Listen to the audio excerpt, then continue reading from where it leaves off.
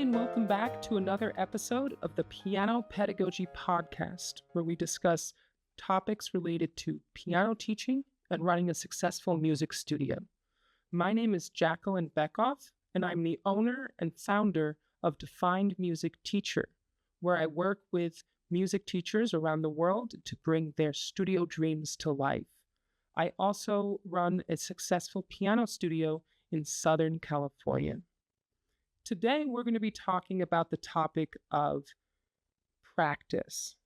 Practice is essential to being a musician, right?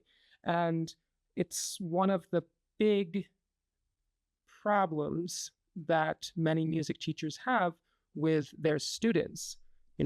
My students don't practice enough, or I don't know what my students are doing during their practice because they come back and things are just a mess, right? So despite it being essential to being a musician, it's something that many music teachers struggle to teach effectively. And we can start from a place where we know three things about practice. First of all, the one I've already said, practice is essential to being a musician. Number two, practice is personal to each musician. And number three, practice must be learned. I think that the first point there doesn't require much explanation. Practice is essential to being a musician. Without practice, you don't get better, and I think there isn't really a lot more to say about that. The second one, practice is personal to each musician, is also something that on its face is pretty obvious, right? Everybody practices in a different way. The way you practice is different than the way I practice. And the way some of your students practice is different than some of your other students and how they practice. The third thing about practice is that it must be learned. And then it follows, therefore, that practice must be taught, right? Students are not born innately knowing how to be effective practicers. So how do we effectively guide our students at being good practicers? We're going to go through some principles and some practice methods that I originally presented in a lecture to my adult piano students at one of our monthly workshops.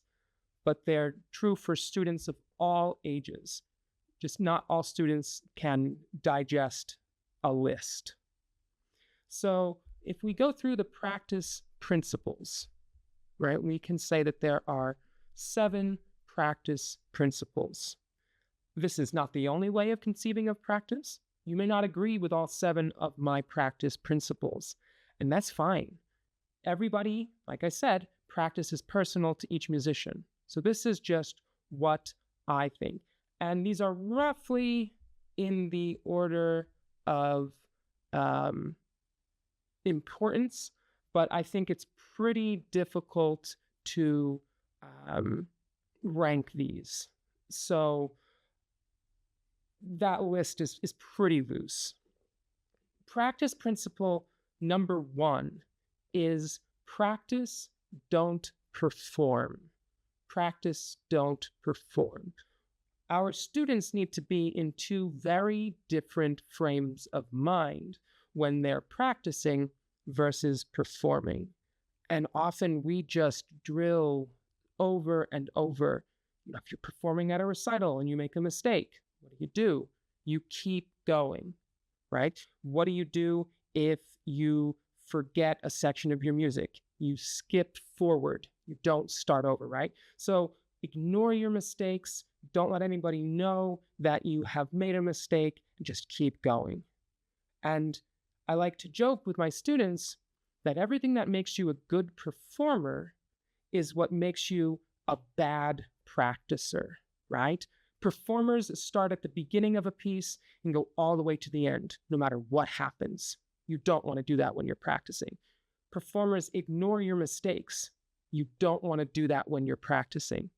Performers, of course, don't use their practice tools like the metronome or loud counting or switching up the articulation. So performers don't use your practice tools. And of course, you do want to use your practice tools when you're practicing. So this first principle is that you need to have two very different frames of mind: your performer hat and your practicer hat.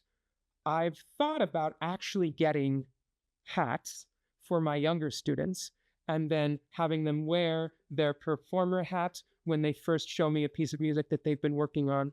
And then we swap out that hat for a practicer hat. I think the only thing that's held me back from doing that is that I don't want to deal with the possibility of being a super spreader site for lice. So maybe not an actual physical hat, but certainly metaphorical hats. My next principle is do your warm-ups. This is pretty self-explanatory, right? Warm-ups not only prepare us physically, they also prepare us mentally for practicing. They take a very short amount of time and have a significant impact on practice outcomes, right? Let's go through how they prepare us physically. It's pretty self-explanatory, right? You practice different techniques such as rotation and alignment and accuracy. Some people consider scales to be a warm-up. Some people go through and do their arpeggios, another technique for warm-ups. And these are all obvious physical preparations to be effective practicers. The mental side of warm-ups is perhaps less examined than the physical side. The mental side of warm-ups is that it creates a routine and a ritual to help a student get into the right frame of mind, right? People are leading chaotic lives. Students of all ages are doing extracurricular activities. They're doing different topics. They have interpersonal relationships. They have homework. They do relaxation. And all of these things happen in the same day. And when they sit down to the piano, they need to put all of that aside and they need to work on their practicing. So if we set them up with a routine of things that takes 3 to 5 minutes, and they do that routine in the same way every time they practice, it creates a mental ritual where your brain, where their brain rather, gets familiar with them. And when these steps are done, when this warm-up routine is done, your brain, rather their brain, settles in and knows that it's time to practice. And that is so valuable because being in the right mental space is so important for students of all ages. For students of all ages, it's so important to be in the right frame of mind. And doing your warm-ups not only prepares you physically, it also serves as mental preparation to begin practicing. The third principle of practice is small to large. And this is a really, really important principle. When you're thinking of music, we can easily break up music into different sections: A section, B section, exposition, development, recap, or we can think about them in questions and answers, or just in groups of measures or lines. We can think about them in phrases. There's all of these different ways that music can be broken up into smaller pieces. And that is such a crucial part of effective practicing, right? Because as we got back to earlier, when a student performs, we want them to go from the beginning to the end as one unified piece of music, no matter what happens. But when they're practicing, if they start at measure 1 and end at measure 32, 7 times a week, then they come back without having any awareness of the smaller parts or without having any, strategies in mind, then it's not going to have been effective practice. So the first part of this is that students should begin learning at a very early stage to divide the piece into sections. For very young students, for elementary students, this is often right hand, left hand. Pieces often have a right hand line and then a left hand line. And then when they begin to get into measures, we can group them into measures 1 through 4, 5 through 8, and we're able to do it that way. As students get older, they begin to do musical analysis on their sections to understand how the smaller sections go to form the larger sections. And all of these methods of splitting large music into small sections is important because students should learn sections of their pieces separately. And that gives them the opportunity to focus on a small amount of music and really, really learn that small amount and break up all of the pieces, learn all of the smaller sections, and then finally put them and combine them into being large sections. These larger sections combine and then they combine again until we're back at that full piece.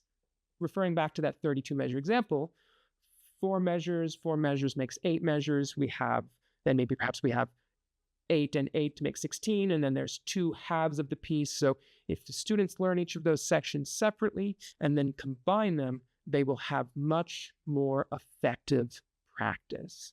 And it leads into principle number 4, which is setting the stage for success. We often think about mistakes as being an unavoidable fact of practice. Mistakes will inevitably happen, and this is a normal and natural part of learning. And that's absolutely true. Mistakes are a normal, natural part of learning. However, that doesn't mean that mistakes are unavoidable. We can absolutely control the likelihood of mistakes happening, and we can teach our students to do the same thing. We can think about mistakes that our students make as being split into 2 different categories. 1, your student doesn't know how to do the right thing. And 2, your student knows how to do the right thing, but is not doing it. And it's a bit of an oversimplification to say that if your student doesn't know how to do the right thing, it's the teacher's fault. It's your fault. Whereas if the student knows how to do the right thing, but is not doing it, then that is the student's fault. That is a very perhaps hostile way of thinking about this, but we can break it down and think about it in less hostile terms, right?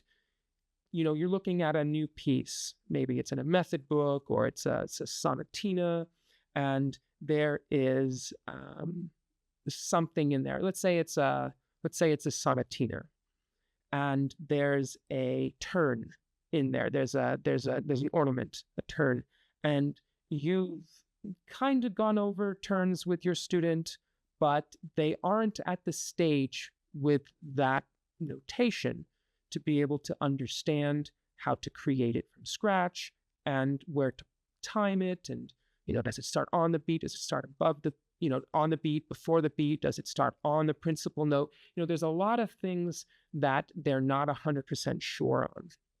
And if you tell them to learn a section of that sonatina that has the turn in it, and they haven't had the chance to go over it with you, right? You said, learn the first 16 measures of the sonatina, and then we'll talk about it next week.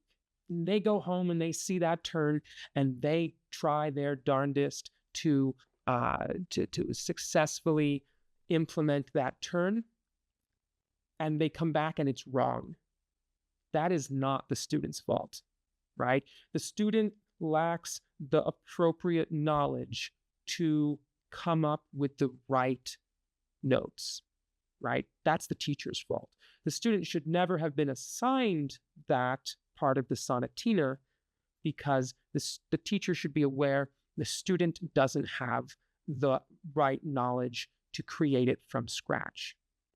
Now, in this situation, let's say the student, you spend time with the student going over the turn in your lesson, and you write it in on the margin you notate it on the margin, and you talk about the rhythm, and you demonstrate it, and then they are able to show you a rudimentary performance of it before they leave your studio, and they go home and then they ignore it and they do something else because they didn't read the margin, or they they were being absent-minded, or they thought they could do something different. For whatever reason, if they left your studio with the appropriate knowledge and then did not do it properly, that's not on the teacher, right?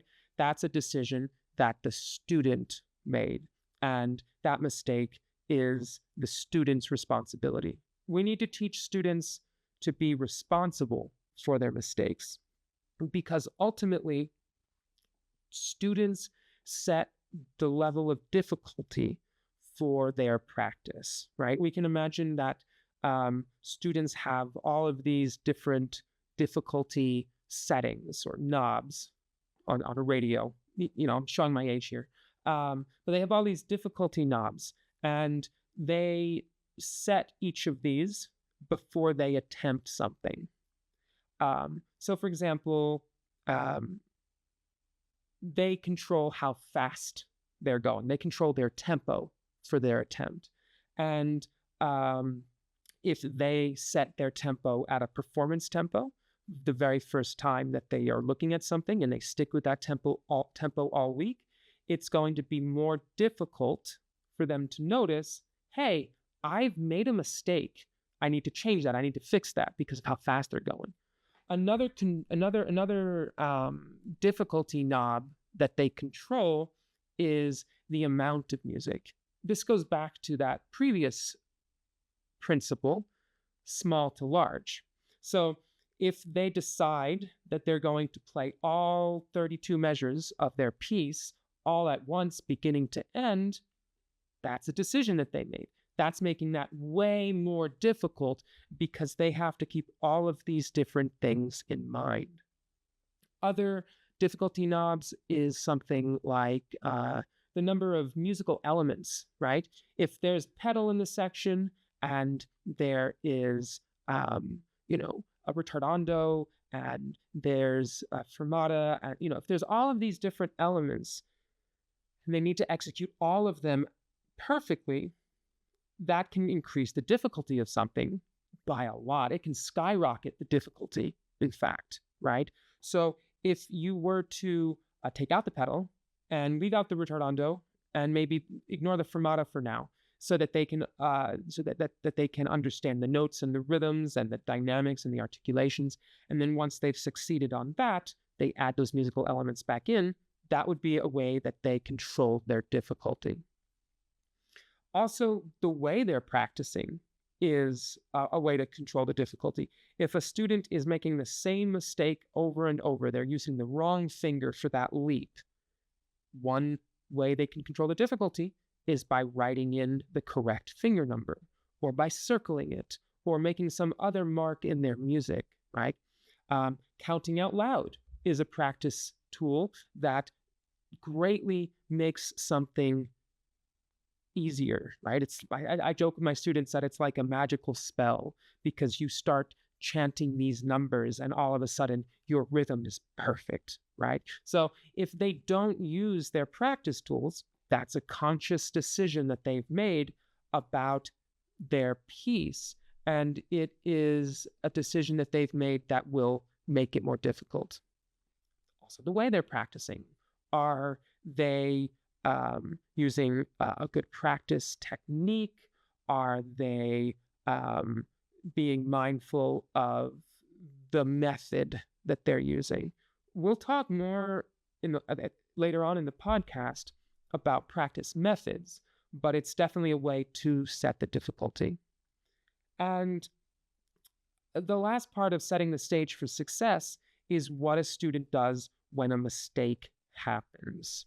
We're going to talk in a little bit about some of the different mechanisms by which learning happens, or at least some of the ones that are more commonly understood now. But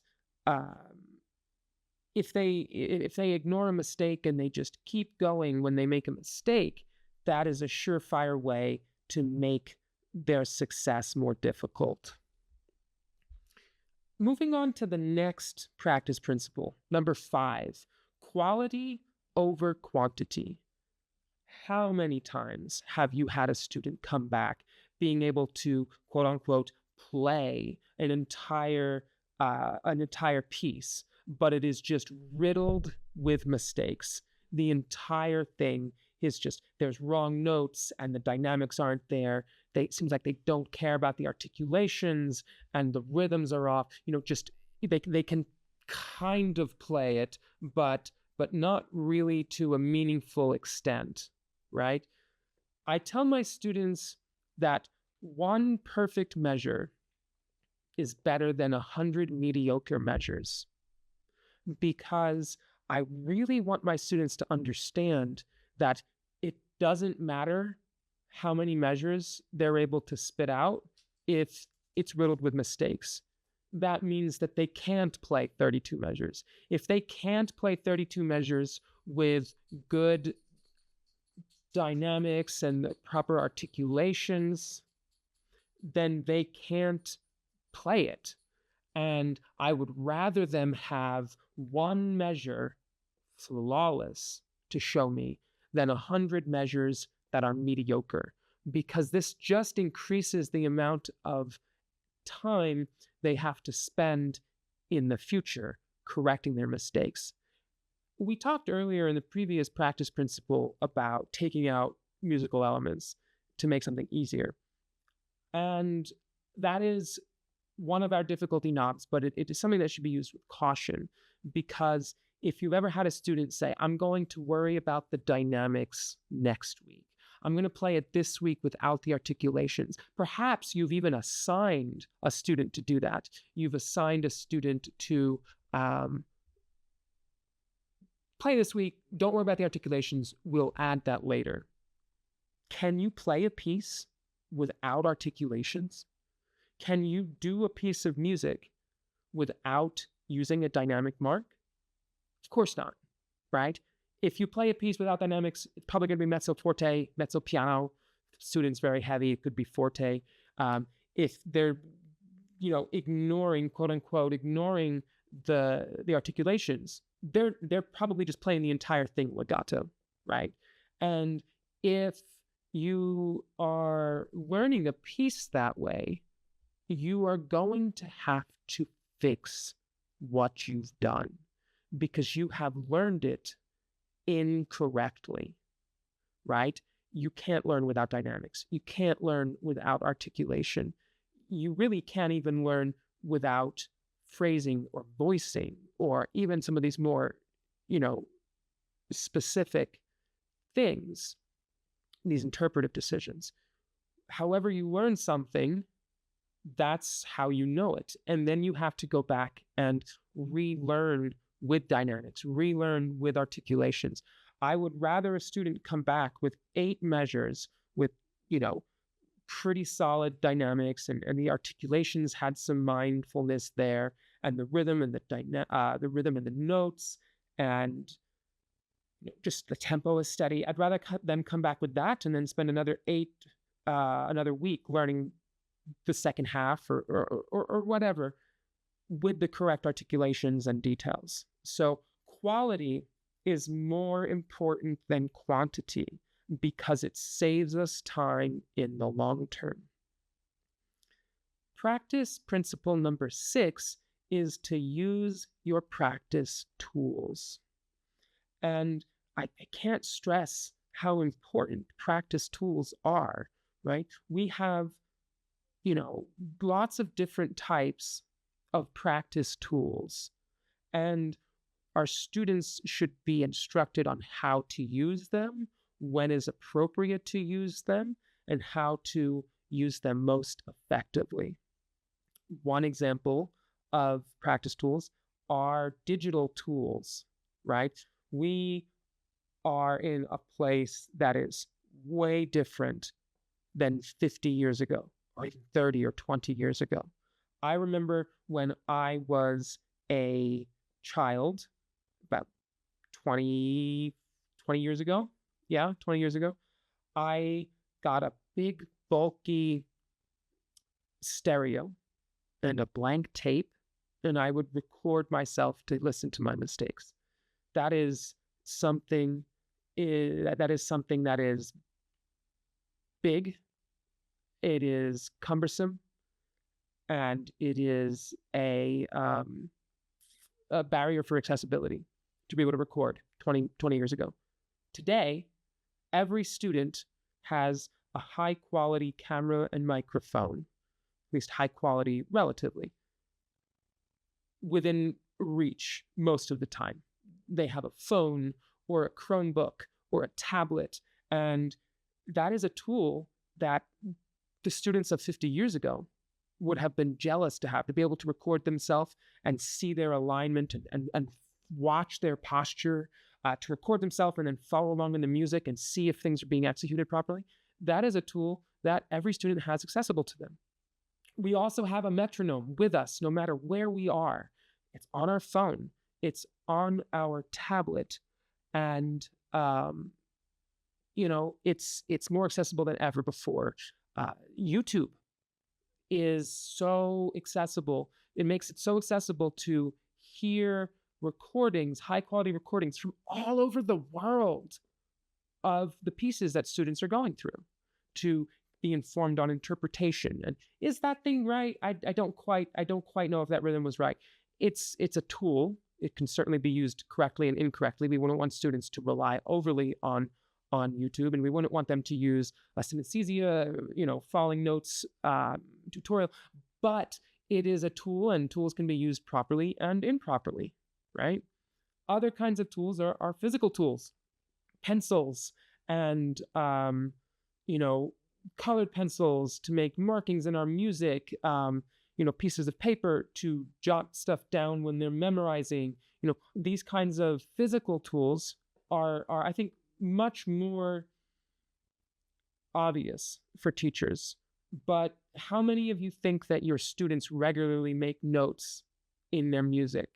How many of you think that your students, honestly, who has students that come back with notes in their music that you didn't write with them at their lesson, right? Like, I was just missing this note over and over again this week. Did you circle it? Did you put an arrow? Did you make a note, right? This is a tool that many students don't even know that they're allowed to use. Do they even have a pencil near the piano at home, right? That is a valid question for us. And lastly, we spoke about it earlier, musical tools, counting and pulling out sections to tap the rhythm or clap the rhythm, and blocking the notes, playing with the different articulation or moving it up or down an octave to hear something different. Musical tools are things that students should get in their toolbox, their practice toolbox. The last principle of practice is to stay organized. This is tricky because no one likes to stay organized.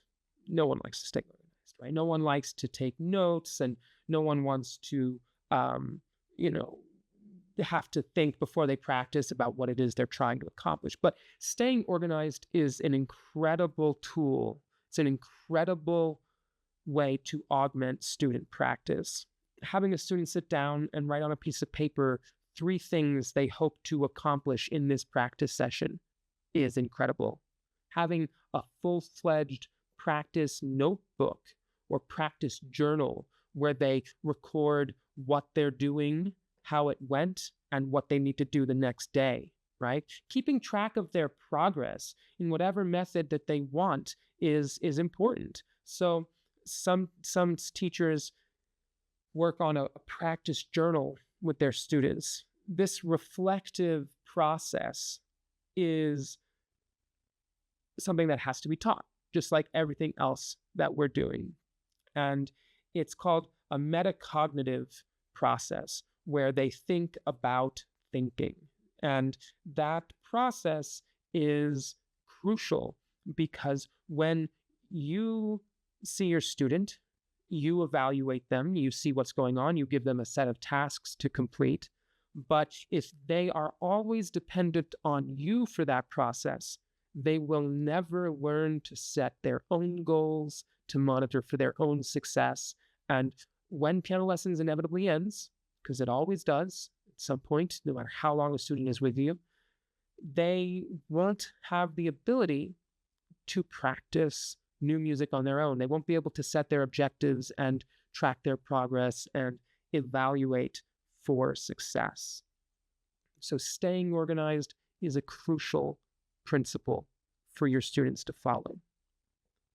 Like I said at the beginning of this podcast, these 7 principles are just one way of conceiving of practice. And students that are not adults, and even some adult students, will not do well with a list being handed to them and saying, okay, do all 7 of these things all the time. Otherwise, you're bad at practicing. No. But using these 7 principles in the way that you discuss practice, the way that you model practice, in the kinds of goals you set for your students, right? Maybe you tell your students that they need to learn the entire piece this week, and then we'll fix stuff next week. That's focusing on quantity over quality. Maybe shifting that will help them understand that it's more important to be good at something than to be mediocre at a lot of different things. Now, as we are practicing, we need to be able to model it, like we talked about, right? Because if we don't model practice effectively, if you don't tell students what practicing is, you just say, okay, you need to practice this week, and they're just going to go home. They're going to play it a bunch of times in a row, maybe until their mom says that they can stop. And then they're not going to think critically. They're not going to use tools. They're not going to do these things. So having a framework for how to practice is really important. Depending on the age group, this is something that you can silently teach them just by modeling and doing, an interactive method where you ask questions as you're going. Or if they're older, perhaps 13, 14, an adult, you can actually name this process. You can name this process and you can explain it in detail and use that to help your students. So again, this is only one way of conceiving of how this works, but there is a process that happens dozens, if not hundreds of times during an hour-long practice session. It's a process that students are already familiar with. It's a process that people of all ages use in their life. And by putting it in context for piano lessons or any kind of music lessons, you can understand where you are in the process and use that to your advantage. So um, when students, I used to say headphones. I used to say when students had headphones, but most students have wireless earbuds now. So if students have a knot in their shoelaces, right? That's something that most people have probably experienced. When students have a knot in their shoelaces, this is the process that they use. They first examine the problem. There's a knot in my shoelaces. They start to turn their shoe around and look at the knot from all angles, trying to build a mental model of what is going on, right? And then really quickly, they have decided that, I'm going to be successful here if I can get this knot to go away, right? I'm gonna be successful if I get this knot to go away. And then they come up with a method. How am I going to do this? Well, I'm going to pull on a certain part of this knot, and then they decide where they're going to pull, and they pull on that spot there. They implement their plan.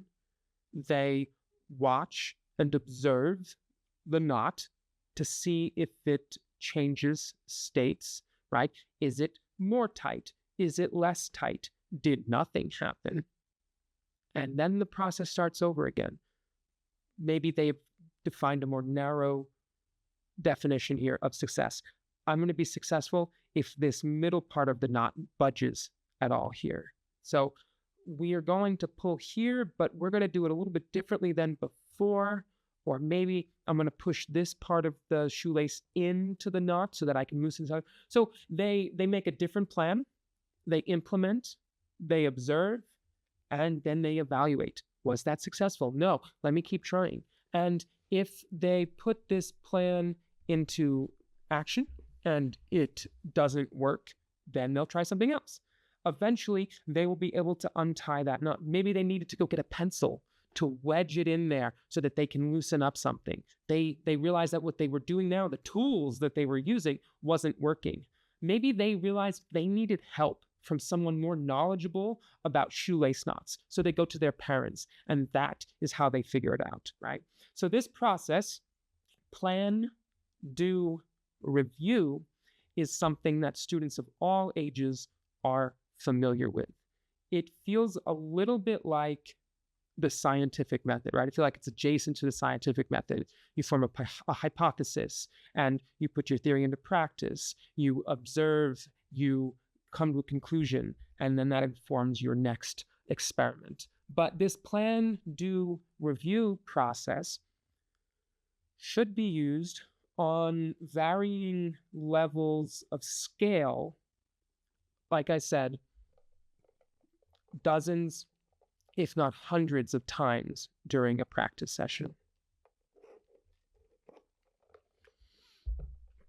And if we teach them to understand that and utilize it effectively, it can be intensely rewarding for it. So the first part of creating a practice plan is by coming up with the answer to the what question. What am I looking to accomplish? What does success mean for me? Maybe that means on a large scale, I'm going to be able to play the whole A section of this sonatina. And then we define it, the how. How are we going to practice? What is the method we're going to use? Well, maybe I'm going to play one hand by itself and I'm going to count out loud. And then I'll play the other hand. And then once those hands are correct, I'll put it together. Define the practice area.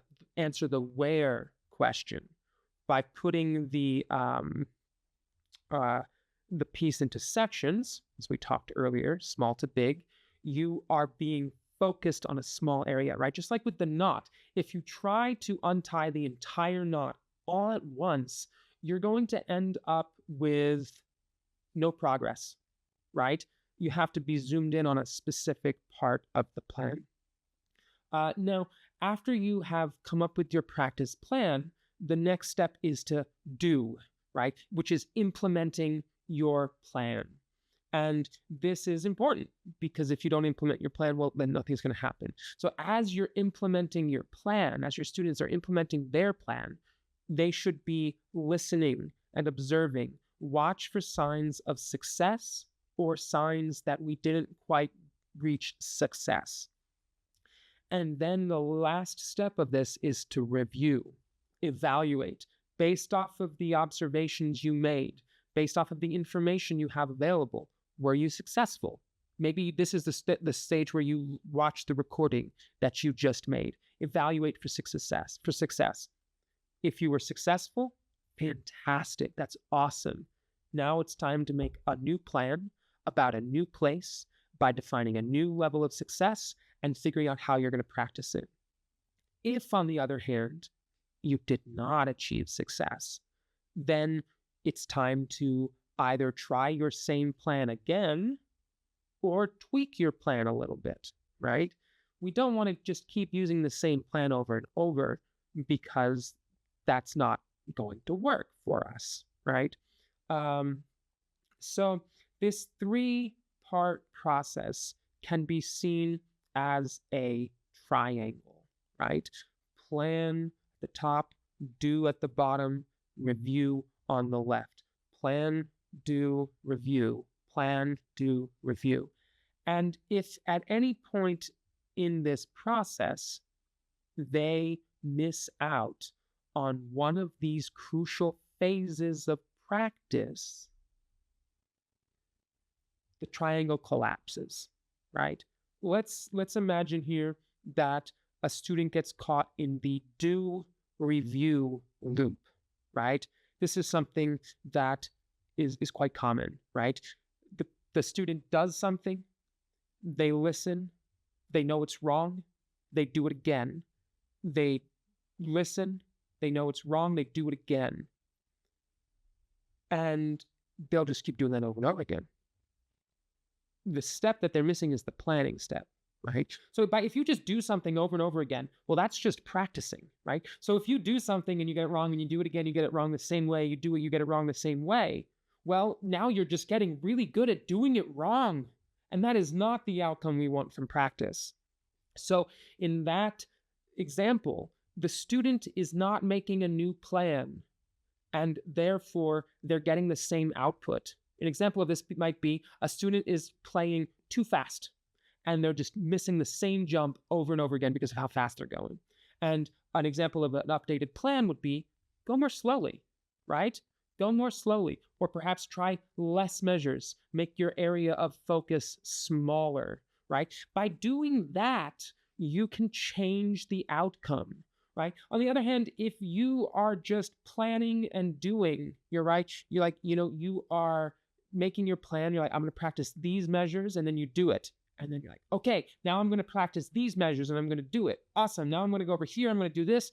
And the step you're missing is the review. You have no idea whether what you're doing is correct. And if you don't know whether what you're doing is correct, then you have no idea what's going to happen when you come to your lesson, right? So by leaving out the review stage, you are not thinking critically, you are not reviewing, and you are likely making mistakes. But they don't know because they haven't thought of that. So they just they get to the end of their half-hour less practice session. They feel good about themselves because they put in their half hour. They get to their lesson and they feel terrible because all of these mistakes are all over the place because they got in the plan do loop, plan do, plan do, plan do, and they never stopped to think about whether or not they were being successful. The last way, I suppose, you can leave out a step would be just planning and reviewing. I don't really think that one is going to happen. I don't think anyone's at risk of that happening because it's pretty difficult to avoid doing something while practicing. And that's not, I think that's really not the issue that we have with our students. I think that perhaps this could manifest as decision paralysis. like you're just stuck, I have so much to do. I really don't even know how to do this. Well, maybe I could do that. I don't know. Maybe that's not a good plan. I could do that. Maybe I should practice this instead, right? So you just end up getting nothing done. But if any of the sides of the practice triangle are left out, then you end up with an unproductive practice session. And I feel like that's the worst feeling in the world for a student, right?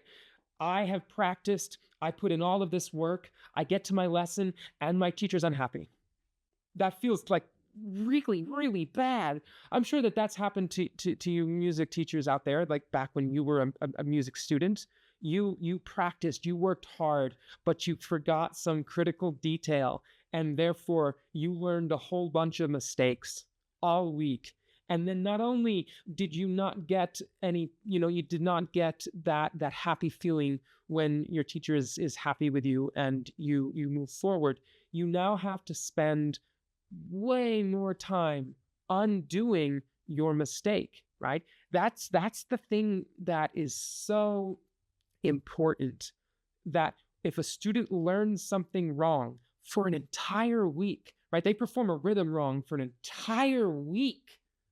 How long are they going to be spending fixing that mistake? It's going to be more than a week, right? It could be weeks and weeks and weeks for them to undo the muscle memory of doing that rhythm wrong. And that is a terrible feeling. We don't want our students to have that. It's also not a good feeling as a teacher, right? As a teacher, having your student come back week after week with the same mistake is awful. It's discouraging for both of you. It's not a good use of time. And the chances of it happening can be greatly reduced by utilizing your practice principles, by using the practice process, and by using effective practice tools, right? By using effective practice, not practice tools, practice methods, right? Practice methods are ways that you apply the practice principles and the practice process to music. And I'd like to share a few of those with you. The key thing about practice methods is that they have to be easily digestible by a student, right? That's not on our list here. But if we are teaching a student how to do something, and it is this long, convoluted process that is difficult to remember and uncomfortable to execute, but it's really effective, then it doesn't matter, right? It doesn't matter if this is a really effective practice method. If it's not easy for our students to remember how to do it, or perhaps it doesn't feel good for our students to do it, then they're just not going to bother with it, right? So one of these practice methods one of these practice methods is tap, block, and play. This is a favorite of mine for young students. And I start this from a very early stage. I've spoken in actually, I think it's the First Lessons podcast. We spoke about the importance of setting up proper definitions of how things are working, like setting up expectations. This is how practice works. This is how lessons work. If you're late, I need to nip that in the butt right at the beginning. Otherwise, you are going to be late all the time. Or if you don't count early on in lessons, that student is never going to count, for example. But tap, block, and play is a way of breaking down 3 different types of practice. The first one is tapping, which is when they tap on the fallboard or their thighs or their lap or on the speakers of their digital keyboard, whatnot. They tap and count the rhythm of their piece. They tap the right hand stuff with their right hand. They tap the left hand stuff with their left hand. This is a way of highlighting the importance of rhythm from an early stage, right? And it makes it easier. This is controlling the difficulty because the only thing that they're focused on is the rhythm, right? It's the rhythm. And by doing that, the likelihood that they learn a rhythmic mistake is less. The next step is blocking. This is really this is something that I introduced when I introduced the concept of measures, um, because students are able to look at all of the notes in a measure and just press those notes down, right? So in this measure, there's C, D, and E. Okay, press down C, D, and E. The next measure has G, F, and D. Okay, press down G, F, and D. The next measure has C, just a whole note C. So they press down those measures. They go through the entire piece or the entire practice section, and they block it. And this is kind of like tapping, but for the notes, because tapping removes everything except the rhythm. Blocking removes everything except the notes. And if they can tap it well and they can block it well, the likelihood that they're going to be able to play it well is increased, right? So tap it, block it. Once that's correct, put it together, you play it, and you keep counting when you play, right? So that is a simple practice method for very young students: tap, block, and play. Not just for young students. It also works for adult students that are in the elementary level. Another one of my favorite practice methods is called building backwards, or sometimes I call it building back, because there's sometimes a misconception. Sometimes you have students that are literally playing backwards and counting 4, 3, 2, 1, 4. So make sure that no one is actually playing backwards, first of all. But building backwards is when you flip the paradigm of how music works on its head, right? Human beings are creatures, all creatures, as far as we know, are creatures that experience time that flows in one direction, forward, right? Event A leads to event B, which leads in event C and D and so forth, right? So it makes sense for a student intuitively to practice from the beginning to the end, because that's how they experience time. That's how the performance will go from the beginning to the end. This results in a strong beginning and a weak ending, because the thing they practice the most is the beginning, right? The thing they practice the most is the beginning. So they get really good at the first half of the piece, or the first 90% of the piece, and then they whiff the end, because the end is the part that they know the least, right? So building backwards takes music, and we split it up into sections or units. Oftentimes for elementary students, it's a one measure unit or a 2 measure unit. So in like an 8 measure piece, you go through and you make sure you know the piece first. So I have my students practice in 2 measure sections. Can you play measure 1 and 2? Awesome. How about measure 3 and 4? Awesome. 5 and 6, and 7 and 8. Once they've demonstrated competency with that, right? Think about this. This is an example of the small to big practice principle. Once they've demonstrated competency with the 2 measure sections, I have them start building backwards. So they played 7 and 8 successfully. Now, can you play measures 6, 7, and 8 successfully? Yes? Awesome. How about 5 through 8? Yes? Perfect. 4 through 8. What? No, you made a mistake in measure 6? That's okay. Well, we're going to immediately stop at measure 6 when we make that mistake. We're going to start back at measure 4. Awesome. You didn't make that mistake again. You got to the end. Now we're going to start at measure 2. Whoops, we made a mistake in measure 3. Well, that's kind of weird. Let's start again from measure 2. All right. Well, you made that same mistake in measure 3 twice in a row. That's okay. Sometimes when you're building backwards, we need to subtract some measures. So we're not going to start at measure 2 anymore. We're now going to start at measure 3. 3 through 8. Awesome. You got it successful. Let's go back to starting at measure 2. Oh, that mistake in measure 3 is gone. You made it all the way to the end. Great. Let's start at measure 1 now. Awesome. You did the entire 8 measure piece correctly. That's great. So this has some benefits, obviously. Otherwise, I wouldn't be telling it to you. So, one of the benefits is that it epitomizes the small to large practice method really, really well, right? You started by dividing the piece into sections, two measure sections. You learned those sections separately, and now you're combining the sections, right? And that is a great example of small to large. It also exemplifies the quality over quantity practice principle, because I stress with my students, once they get to larger pieces, when they're using the building backwards practice strategy, when they play it for me, they know that I want them to start playing at the measure they can perform all the way to the end really well, right? So maybe there's a 32 measure piece. They'll start playing for me at measure 17, because they can start at 17 and get all the way to the end without any mistakes, at least mistakes that they've noticed, right? So 17 to the end, great. There's not really any mistakes here, or there's a small mistake. Let's make sure we know the beginning still.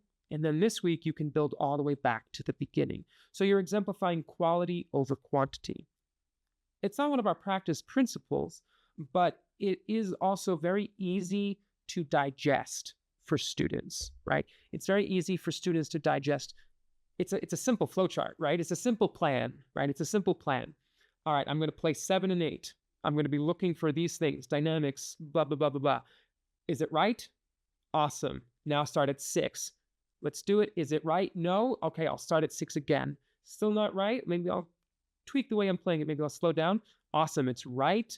Now let's back up another measure. So it's very easy to implement for a student, because it takes away a lot of the mental load of practice. It takes a lot of that mental load away into a simple process.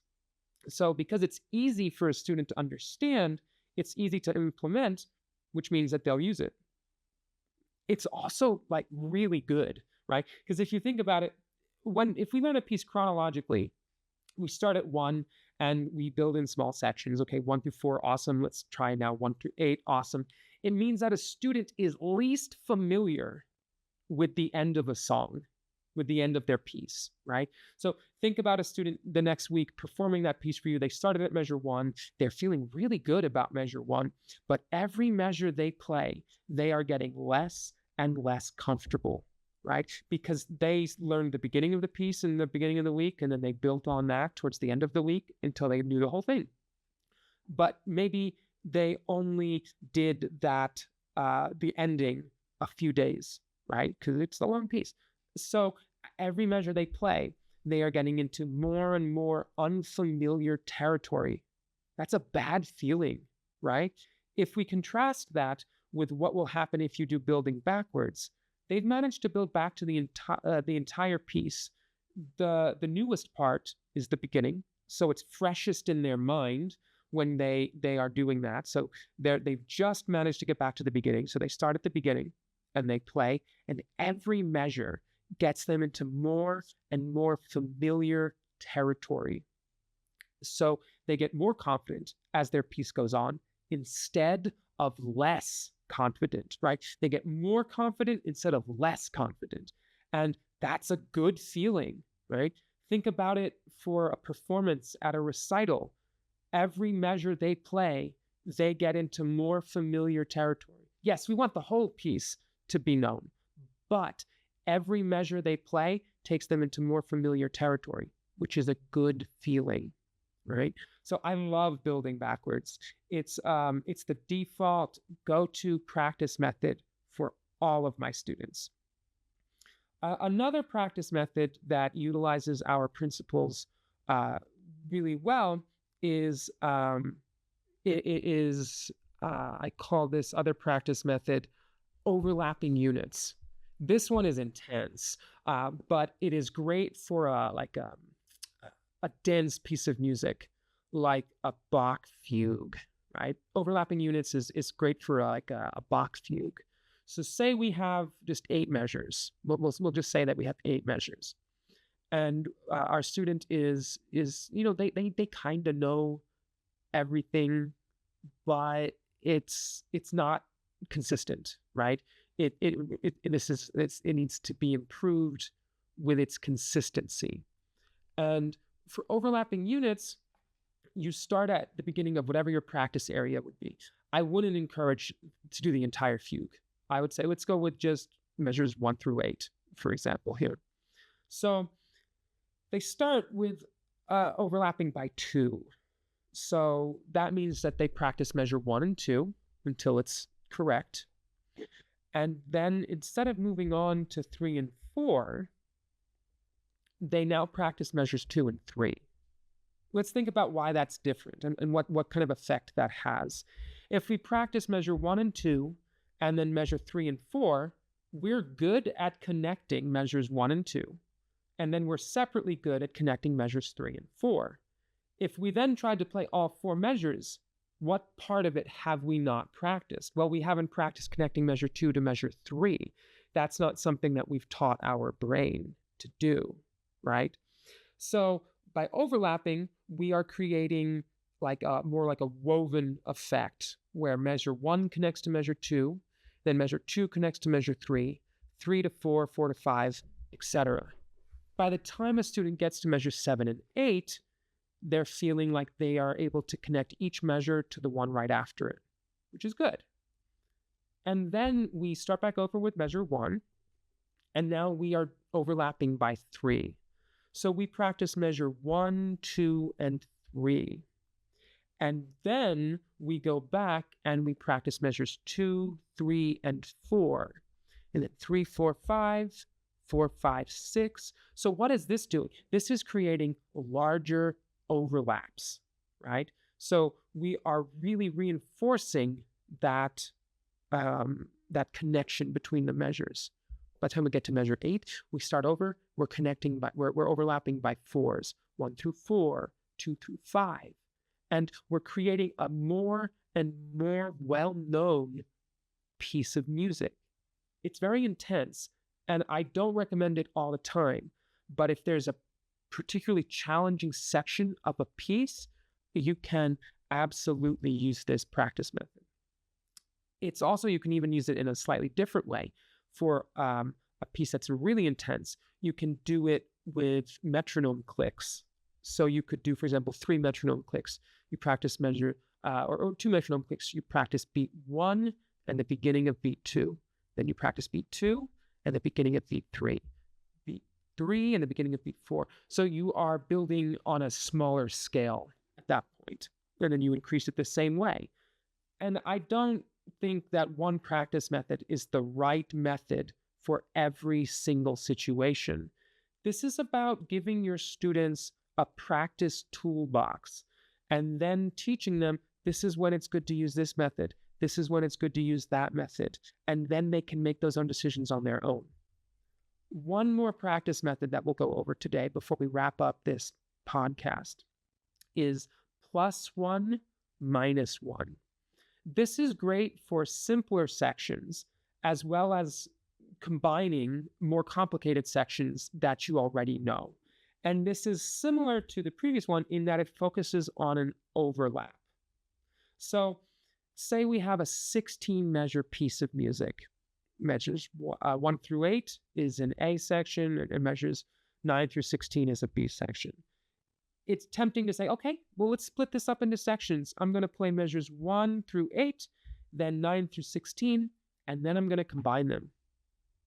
This is the same problem as in the last practice method. We're good at measures 1 through 8. We're good at measures 9 through 16. We're bad at the transition between the two. So we do this by +1, -1. Instead of practicing 1 through 8 and 9 through 16, we practice measures 1 through 9 and 8 through 16. So we do all of the A section plus 1 of the B section, plus the beginning of the B section. And similarly, we do all of the B section, but instead of starting at the beginning of the B section, you start at the last measure of the A section. And if you do this from an early stage with it, you never worry about having to combine the two sections. You're able to save time because the connections between the two sections are already there, right? The connections between the two sections are already there. A variant on this would be to play measures 1 through 8, 9 through 16, and then do like 8 and 9, and then maybe 7 through 10, and then trying all 16 of the measures. But plus 1, minus 1 can be very useful for simpler sections. It can be useful for combining complicated sections. And it can also be mixed and matched with the previous sections, right? You learn 9 through 16 using, or 8 through 16 using overlapping units. You learn 1 through 9 using that overlapping practice method, and then you put it together, right? So time is precious for us, for our students, right? Children have so much on their plate. Adults have so much on their plate. We want them to be as effective at practicing as possible. So there are good habits that they can embody, and good processes and good principles that, when used repeatedly, create, routines. This leads to lower cognitive load. You don't need to think about it as much about practice if you go in and expecting, okay, this new piece, I'm going to tap it, I'm going to block it, and then I'm going to play it. Maybe I'll play the first line, the second line, I'll try to connect the two, and then I'll do the whole thing. Or I'll tap it, I'll block it, and then I'll do building backwards until I get to the beginning. These are standard practice routines that students can use instead of, the default of starting at the beginning, going to the end, doing that 3 times, and then moving on and saying, awesome, I did it. Who knows if it's correct? I'll ask my teacher, right? So don't introduce all 7 of these to your students in one go. Certainly don't introduce all 3 of these practice methods in one go, right? I would encourage you to check out the Defined Music Teacher blog. I'm putting these practice principles up there, as well as the practice methods. I'm going to put that up on the blog. You can find that by going to www.definedmusicteacher.com/blog to look at the show notes for this episode, and pick one of those principles that you think would make a really big impact on your teaching. Maybe you're going to focus on quality over quantity, and you maybe emphasize learning fewer, more correct measures rather than a lot of mediocre measures that you'll then have to do a lot of work to improve. Or maybe you emphasize the small to big practice principle, and you have your students split their music up into sections and then combine those sections. Whatever you take out of this podcast episode, make sure that it is something that is achievable for you and your students, right? Put a sticky note right where you teach with that one practice principle or the one practice technique, and spend a week emphasizing that. Maybe the next week, pick a different practice principle and emphasize that one, right? But ultimately, don't hold yourself up to all 7 of these and tell yourself that you're doing a bad job if you're not teaching your students to be perfect practicers, right? Recognize that changes don't happen overnight, but that for new students, try to embody as much of these as possible, because you have a blank slate, tabula rasa, a blank slate, and you can teach them that practice is these things, and that they'll never know that playing from the beginning to the end is an option if you don't leave that up to them to figure out. Teach them from the beginning that practice is structured and organized, and that you can control the difficulty of your sections. You can make it less likely that you'll develop mistakes, And never, never, never ignore a mistake while you're practicing. Ignoring mistakes, no matter how small, is what leads to performances being riddled with lots of small mistakes. No, that leap was not good enough if you mashed the other key by accident.